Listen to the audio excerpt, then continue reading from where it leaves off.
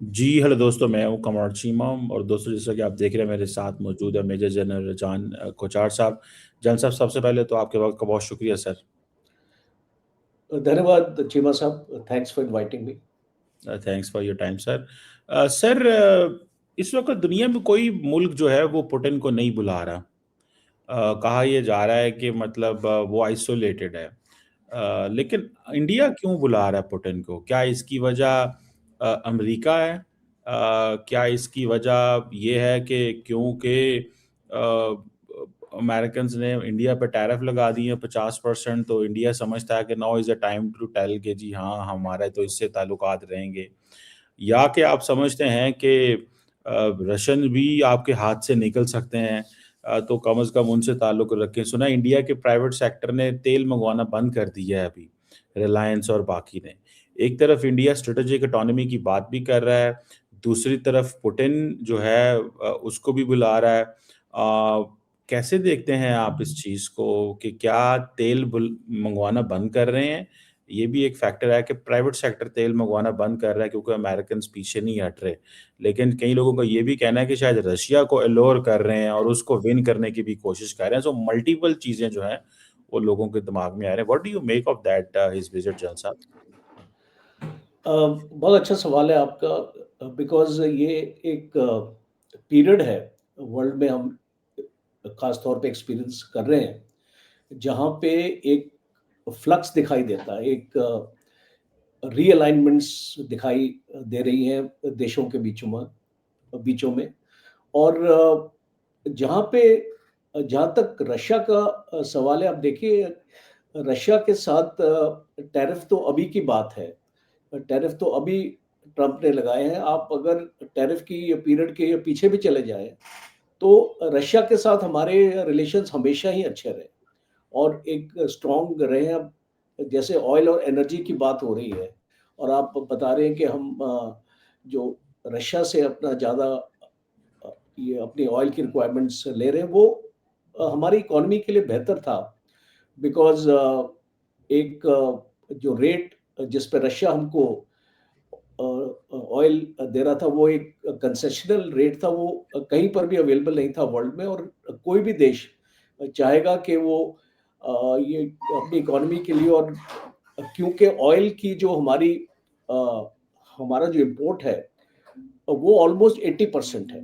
जो जो हमारी इस रिक्वायरमेंट से हम ऑलमोस्ट 80% ऑयल उसके इम्पोर्ट करते हैं, तो उससे एक डिपेंडेंस रहती है इकोनॉमी की आपके ऑयल इंपोर्ट्स पे। तो इसीलिए मैं ये मानता हूँ कि रशिया के साथ हमने जो एक अरेंजमेंट किया, वो एक टाइम पे अमेरिका भी उसमें नाराज नहीं था, या अमेरिका भी उससे असहमत नहीं था।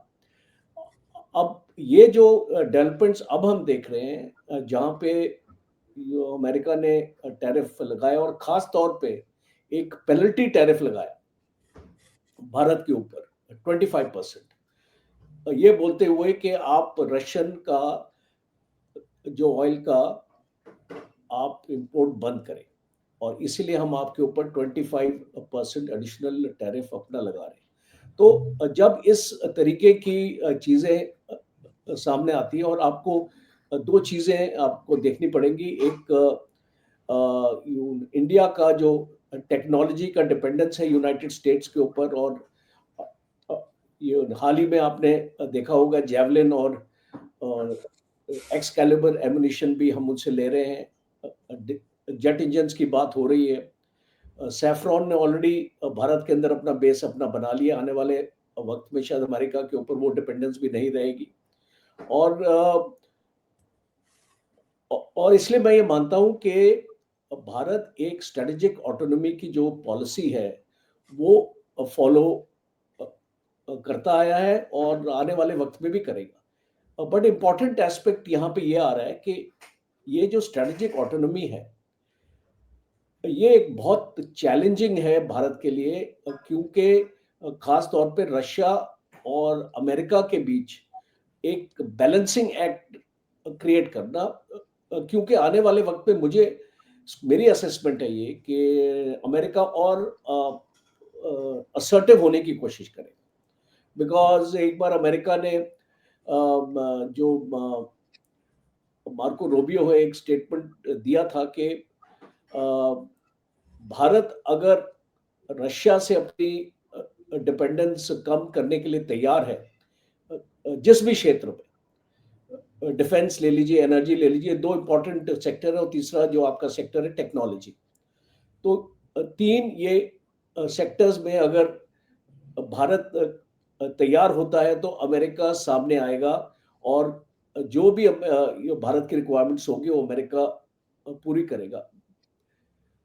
बट भारत उसको ये भी देखता है कि अमेरिका एक स्टेबल एक स्टेबल पार्टनरशिप हमारी अमेरिका से हो नहीं पाएगी। और हम देख रहे हैं ये जो वर्ल्ड जियो पॉलिटिक्स में फ्लक्स हो रहा है कि अमेरिका बार बार अपना स्टैंड बदलता है, और इसीलिए भारत को जैसे बोलते हैं that don't put your all your eggs in one basket. Bharat ये कोशिश कर रहा है, तो ये टैरिफ्स को नेगेट करने के लिए आप देखिए ये जो आपने इंडियन ऑयल कंपनीज का भी जिक्र किया था, तो ये भी एक पॉइंट ऑफ डिस्कशन होगा जब व्लादिमीर पुतिन आएंगे भारत में, कि हम अपनी जो एनर्जी रिक्वायरमेंट्स को कैसे बैलेंस करेंगे रशिया के साथ, बिकॉज ये बहुत इंपॉर्टेंट है। भारत को कोई ना कोई सिग्नलिंग अमेरिका को करनी पड़ी, और इसलिए आपने देखा कि कुछ ऑयल कंपनीज ने अपना इंपोर्ट कम किया। तो बेसिकली अमेरिका का जो कंसर्न था उसको एड्रेस करने के लिए एक कोशिश की गई है कि वो जो 25% टैरिफ जो हम लगे हुए हैं उसको वेव ऑफ करने के लिए, तो ये एक एक एडजस्टमेंट आप मान सकते हैं इस की गई है भारत की तरफ से। और इसके ऊपर एक it is a part of the agenda point also, जब पुतिन आते हैं यहाँ पे तो इसके ऊपर भी एक डिस्कशन आपका होगा, apart from the defence cooperation and और क्षेत्र है जहाँ पे भारत और इसको रशिया के बीच में कोलैबोरेशन है। तो ये बहुत इंपॉर्टेंट है। जो हमारे एयर डिफेंस के मामले में बात होगी, फाइटर एयरक्राफ्ट कॉपरेशन, जैसे कि हमारे पास सुखोई MK1 के प्लेटफॉर्म्स है, उनकी अपग्रेडेशन के लिए जो फिर आपकी जानकारी होगी कि almost 60 to 70% legacy equipment Bharat का जो है फौज में वो रशियन ओरिजिन का है। तो जो उसका स्पेयर्स सपोर्ट भी और उसका लॉजिस्टिक सपोर्ट भी इस करने के लिए इसको बातचीत का एक दायरा है।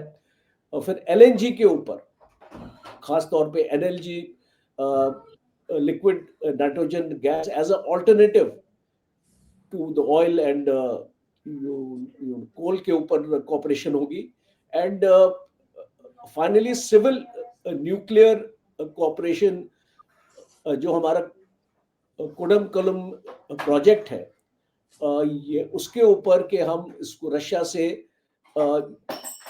फ्यूचर रिएक्टर यूनिट्स हम इसको ले सकते हैं, टेक्नोलॉजी ट्रांसफर हो सकती है, एनर्जी सिक्योरिटी के ऊपर बात हो सकती है। ये सारे मुद्दे हैं, इंपॉर्टेंट है ये विजिट।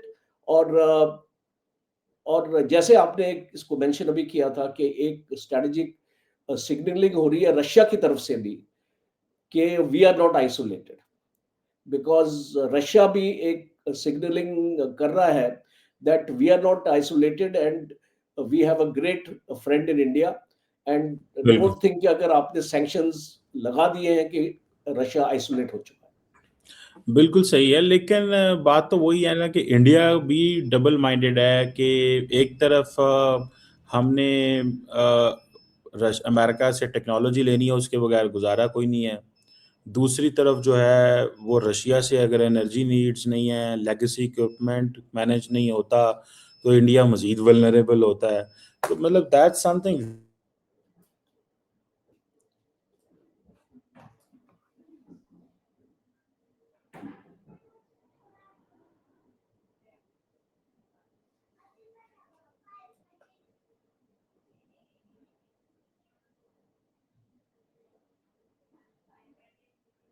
जी, तो द पॉइंट हियर इज, जो पॉइंट यहाँ पे ये है जल साहब, कि ये तो चले ठीक है, आज वो जयशंकर साहब को सुन रहे थे, वो कह रहे थे कि जो है नए टर्म्स एंड कंडीशंस अमेरिका के साथ सेट होंगे। ये क्या है जल साहब, इसको आप कैसे देखते हैं? नए टर्म्स एंड कंडीशंस, 20 साल आप अमेरिका के इतने अच्छे पार्टनर हैं, यकदम उन्होंने आपको जो है ना वो साइडलाइन कर दी है। आप अमेरिका के अंदर अपने पीआर कंपनीज ढूंढ रहे हैं, तो मतलब इंडिया की क्या इतना बड़ी मार्केट, इंडिया इतना कुछ दुनिया अमेरिका को कहता है, लेकिन वो 2 मिनटों में उन्होंने फारिग कर दिया इंडिया की सारी फॉरेन पॉलिसी को। आपको लगता है कि ये फ्रस्ट्रेशन है दिल्ली के अंदर कि हमें इसको मैनेज कर रहे हैं? इसीलिए पुतिन साहब को भी रिक्वेस्ट की, स्पेशली सुना है जाकर जयशंकर साहब ने कि आए। तो ये जो आज जिन्होंने कहा है, जयशंकर ने कहा है, इसको कैसे देखते हैं कि जी हम रेडिकल चेंजेस अमेरिका कर रहा है तो हमें भी उस हिसाब से इंगेज करना पड़ेगा? देखिए, it's too early to make a comment on this because पूरे ब्लूप्रिंट हमको इसको जयशंकर जी की टॉक का अभी तक मीडिया में नहीं आया है कि इसकी पूरी एक्चुअली वजह क्या है। जब एक बार प्रेस कॉन्फ्रेंस होगी ministry of external affairs spokes person की, तो शायद इस पे ऊपर और खुलासा होगा। बट मैं इतना इस स्टेज में इसके बारे में मैं एक्चुअली बोल सकता हूँ कि India wants to keep all its options open because आज जो एक स्ट्रेटेजिक सिनेरियो है भारत के सामने पाकिस्तान के अगेंस्ट, जो इसको बात हमारी जो सिचुएशन है बॉर्डर पे, वो कोई इतनी अच्छी नहीं है और पाकिस्तान से भी कोई इतने पॉजिटिव सिग्नल्स आते नहीं है और एक रिकंसिलिएशन की कहीं पर भी बात नहीं है। तो जब हम इस थ्रेट परसेप्शन के साथ हम जिएंगे और और हमको अपना तैयारी भी करनी है साथ साथ। And it is not only Pakistan, it is China also, because China is actively supporting Pakistan in the conflict और द फ्यूचर कॉन्फ्लिक्ट। अगर भारत और पाकिस्तान के बीच में होती है तो China, we have no doubt in our mind that China will support Pakistan in all ways. तो हम उसके लिए भी अपनी तैयारी कर रहे हैं। So Russia, see, you have to understand one thing. I think Pakistan में लोगों को समझ नहीं आता है ये चीज। वो सोचते हैं कि भारत कमजोर हो रहा है तो इसलिए रशिया की तरफ जा रहा है, इस तरफ की। Russia has always been a very very stable and trustworthy partner of India। और अगर आप हिस्ट्री में भी चले जाएं, कहीं पर भी अगर आप उसको देखें, रशिया हैज नॉट फेल्ड अस। और सिक्योरिटी काउंसिल में भी काफी ऐसे रेजोल्यूशंस हैं जिसमें रशिया ने हमारा साथ दिया। तो एक, अगर आप इस लॉन्ग टर्म स्ट्रेटेजिक पार्टनरशिप जिसका मैंने जिक्र किया था भारत और रशिया के एक्चुअली बीच में, और मैंने अपने दौरान, जब मैं एक्चुअली सर्विस में था, तो I also interacted with lot of Russian army personnel. तो जो हमारी उनके साथ एक बहुत क्लोज बॉन्डिंग है वो शायद इस किसी के साथ नहीं है। और हम ये चाहेंगे कि जब एक रशिया को भी अश्योरेंस हम देना चाहते हैं कि हम अमेरिका की तरफ नहीं जा रहे, इन द सेंस कि हम एक वेस्टर्न इन्फ्लुएंस में नहीं पड़ रहे हैं। We are open to a strong collaboration with the Russian, because बीच में रशिया के साथ भी हमारी कुछ प्रॉब्लम्स आई थी जब हम अमेरिकन की तरफ हर एक चीज के लिए जा रहे थे और हर एक इक्विपमेंट के लिए जा रहे थे। आपको मैं अभी इसको Su-57 का भी एग्जांपल दूंगा, बिकॉज ये भी शायद एजेंडा में होगा। पुतिन के जो मीडिया रिपोर्ट्स में आ रहा है, और अमेरिका ने ऑलरेडी ऑफर कर दिया F-35 इंडिया को। तो इसके बैकड्रॉप पे हमको इस चीज के बारे में भी सोचना पड़ेगा। जो रशिया का प्रपोजल है, आप देखिए डिफरेंस देखिए। अमेरिका हमको F-35 देता है और हमको ऑफर करता है, टेक्नोलॉजी नहीं ऑफर करता, और उसको बोलता है कि हम एक जॉइंट वेंचर करने के लिए भी तैयार नहीं। On the flip side Russians को देखिए, वो आपको Su-57 देने को तैयार है, टेक्नोलॉजी देने को तैयार है, जॉइंट वेंचर लाइक ब्रह्मोस, जैसे कि आपने देखा ब्रह्मोस का हो रहा है, और AK-203 जो राइफल इंडिया में बन रही है, वो भी जॉइंट वेंचर है भारत और रशिया के बीच में, और टोटली अभी उसमें ऑलमोस्ट 70% इसका इंडिजनाइजेशन एलिमेंट आ चुका है। तो ठीक है आने जल वाले साहब। वक्त में हम जब देखेंगे, आई जस्ट कंप्लीटेड, इस आने वाले वक्त में हम देखेंगे कि that is the difference. And कोई भी देश, पाकिस्तान या आपका मुल्क भी, जब इस तरीके के ऑफर्स आपको मिलेंगे तो definitely you would like to consider them, if not totally accept them. तो ये एक बहुत पॉजिटिव सिग्नल है रशिया उसकी की तरफ से। उसकी वजह ये है ना कि जल साहब अमेरिका आप पे एतबार नहीं करता, सिंपल सी बात है। और दूसरी बात ये है कि अगर रशिया आप पे एतबार करता है तो S-400 के हवाले से तो ना तो वो डिलीवरी दे सके, ना वो आपके साथ कोई जॉइंट प्रोसेस कोई इंडिया में एस्टैब्लिश कर सके। एक ब्रह्मोस ही तो है जो है पूरे मतलब 78-80 सालों में उन्होंने आपको दिया, तो दिया क्या? एक ब्रह्मोस जॉइंट आपने कोलैबोरेट किया, एक दो गन कर ली या कुछ और कर लिया। What is of strategic significance Russia की तरफ से आपको ओके, क्या लेट मिला? मी मतलब एक एक टेल सवाल यू है ना, इस अमेरिकन अगर इस तो आपको नहीं दे रहे, द रीजन इज कि ट्रस्ट नहीं है, बिकॉज आप फ्लिप फ्लॉप करते रहते हैं। आप कहते हैं मैं इधर भी हूं, मैं नो नो, उधर यू भी हूं। एब्सोल्युटली नो, आप नो नहीं, no no just no, just let me finish this question. No, I मतलब डोंट एग्री आप with what flip you are flop करते हैं, आप फ्लिप नहीं। फ्लॉप करते हैं, वो कहते हैं ये हमारे पार्टनर नहीं हो सकते। ठीक है, ये हमारे दुश्मन से तेल खरीदते हैं, उसकी इकोनॉमी मजबूत कर रहे हैं और चाइना से भी गुड्डी गुड्डी हो गए हैं, तो ये उस तरह हमारे साथ नहीं चलते जिस जो हमसे एक्सपेक्टेशन हमसे Germany, France, Japan, south Korea वाली करते हैं, और डिलीवरी हमें जो है वो किसी तरह की भी नहीं देते। तो मतलब ऑन दी कॉन्ट्रेरी रशिया के साथ आपका बहुत गहरा ताल्लुक है, सी आया सी आपके पास कुछ नहीं है। नो तो S no four hundred please की भी कोई नहीं, collaboration नहीं ना। Cheema sahab understand, Russia is at war. See, you are painting only a one-sided perspective of the Russians. You have to understand that Russia is at war. And when a country is at war, जब वो लड़ाई में है, तो वो हर एक जगह जो उसकी कमिटमेंट है सप्लाई करने की, and it is not only related to India, जहां जहां पर भी रशिया के कॉन्ट्रैक्ट्स हैं, they have been affected. So it's to say that के वो जो S-400 हमको अभी तक दिया नहीं, डिले हो गया, उसकी वजह है because when a country is at war, the priority of that country is to ensure that जो भी डिफेंस प्रोडक्शन है या इकोसिस्टम है, that is churning out requirements which the Russians need to fight the war। जैसे कि आपकी इतनी हजारों मिसाइल्स खर्च होती है रशिया को, तो उनको उतनी ही मैन्युफैक्चर करने की भी जरूरत है। So your entire economy, your entire ecosystem is committed to ensure that you can fight that war। And और मैं आपको एक चीज बताता हूं, कौन सी कंट्री 4 साल तक लड़ सकती है मुझे बताइए? चाहे वो जितनी पावरफुल हो, अगर आप यूएसए को भी देख लें तो वो भी इतनी लंबी लड़ाई नहीं लड़ पाएंगे। And it is to the credit of the Russians that they have fought this 4-year war with tremendous gains. 20% of Ukraine is now part of Russia. And ये जो 28 पॉइंट पीस प्लान है, अगर आप इसको पढ़ें, it is totally in favour of Russia. So what Russia has achieved is tremendous, and we understand because Russia is a friend। Second important aspect है, देखिए, you can't say कि हम जो ऐसे बेंड हो जाते हैं। आप अपने आप देखिए कि पाकिस्तान क्या कर रहा है। What has been the Pakistan's foreign policy कि वो आपका general Munir, he goes like a salesman, एक briefcase लेके rare earth merit। Every leader Where is a have salesman. no, I'm leader just salesman. Trump सबसे बड़ा सेल्समैन है जनाब। I'm showing you a mirror। If मैं कह America रहा हूँ is, सबसे बड़ा if you सेल्समैन feel, कौन है दुनिया में? no, if बताएं। you feel America is not trusting us, you are absolutely wrong।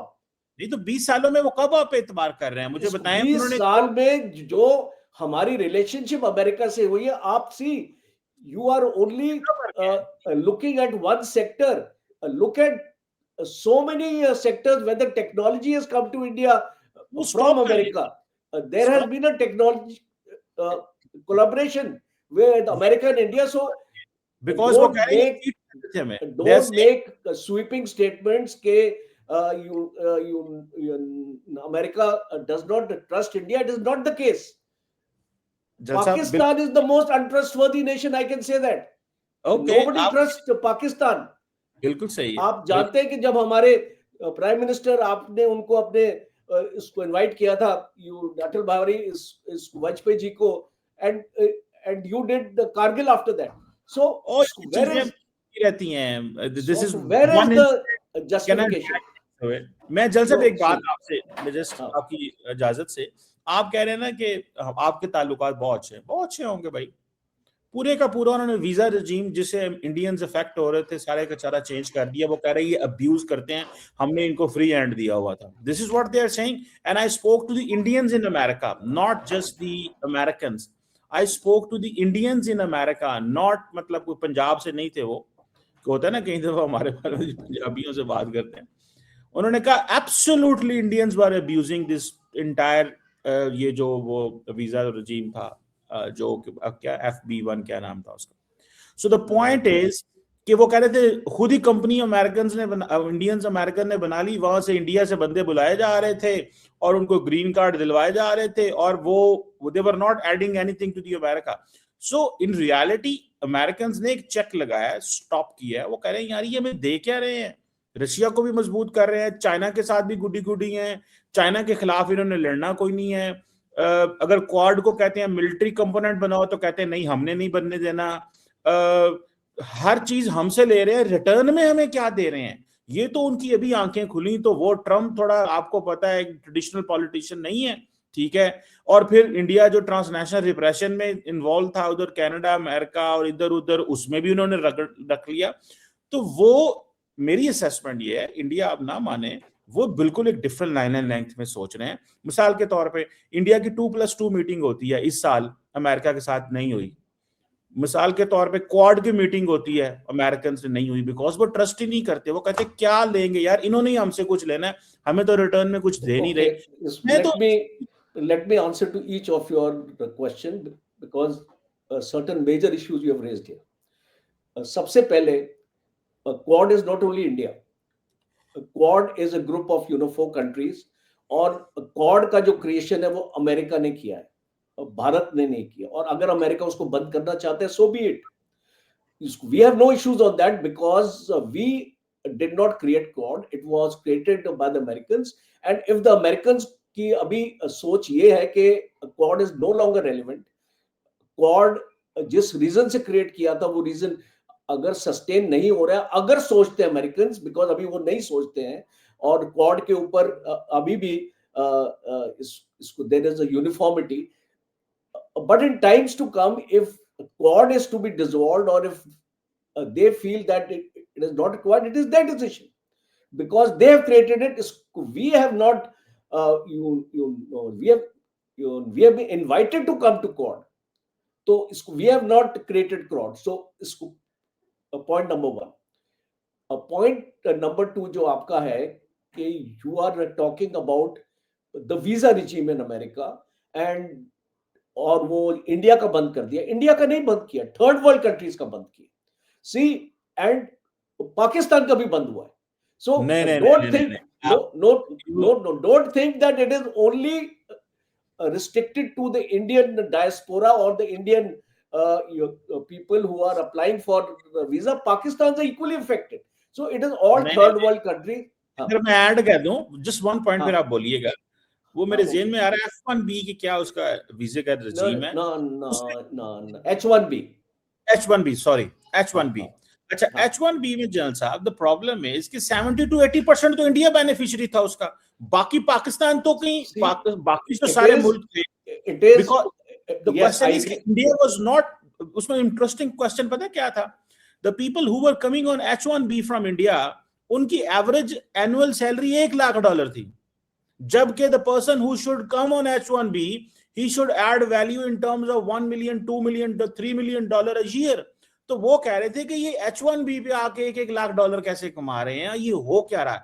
So basically they got alert कि बेसिकली ये इन्होंने एक शॉर्ट रास्ता बनाया था और अभी फॉर एग्जांपल वीजा जो थे स्टूडेंट्स के हवाले से उस पे भी क्वेश्चन मार्क लग गया।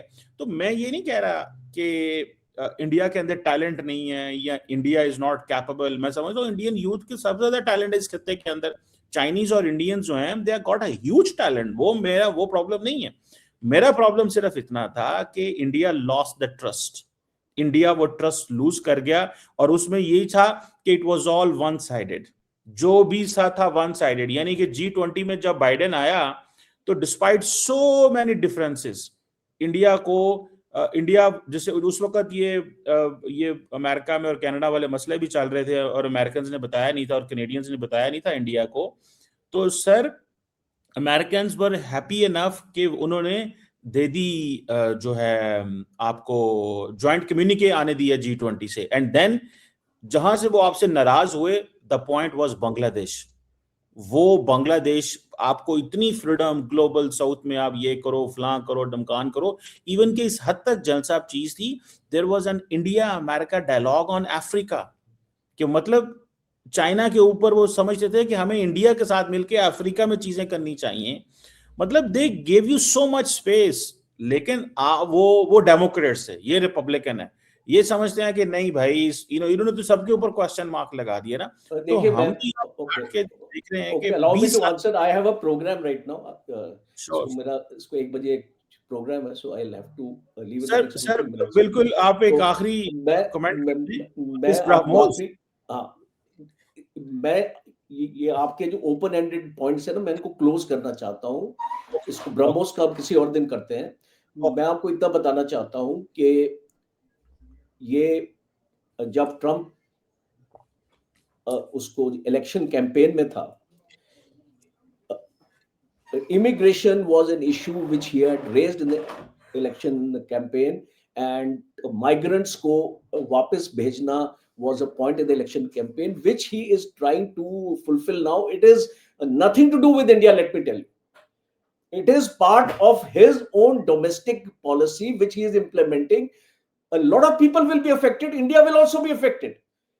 But notwithstanding that, I want to clarify on your channel that it has got nothing to do with India. It's not India centric. Second important aspect is कि आप जब ये इसको मेक अमेरिका ग्रेट अगेन का जो slogan है Trump का, his basic idea is to create jobs for the Americans. And how does he create jobs for the Americans? To ensure that outsiders don't come inside. It has got no जो आप एक इसको case buildup कर रहे हैं ना कि जो India has exploited this, India exploited that, India has not exploited anything, but Trump wants more jobs for America. So एक पर्सपेक्टिव मैं आपको देना चाहता हूं, and that is all about it. Thank you very much. I will have to leave now. No we will problem. Continue again, है ना? Understand. इस पे दोबारा बात करेंगे। Okay, thanks a lot. Thank you. Okay.